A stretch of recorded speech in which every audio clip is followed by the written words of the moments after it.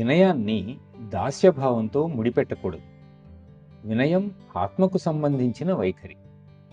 నేను ఎలా ఉన్నానో అలా ఉన్నాను, కానీ నేను తయారు కావలసిన విధంగా తయారు కావాలి. ఈ రెండింటికి ఉన్న అంతరమే వినయం. నేనే విధంగా అయి ఉండాలో ఆ విధంగా ఇప్పటికే అయి ఉన్నాను అని అనుకుంటే అది అహంభావం. కాబట్టి నాకు నా లక్ష్యానికి మధ్య ఇంకా సాధించవలసింది ఉంది అని తెలుసుకున్నప్పుడే అది వినయానికి, నమ్రతకు దారితీస్తుంది.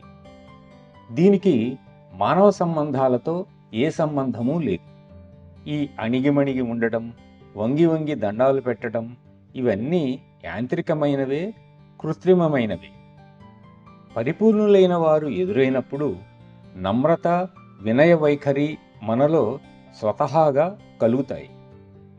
అద్భుతమైన కళాకృతిని చూసినప్పుడు మనం చకితులమై గౌరవంగా, ఆశ్చర్యంగా ఏ విధంగా చూస్తామో అటువంటిదే ఇది కూడా. ఇది దాస్యభావం కాదు, దాస్యము కాదు.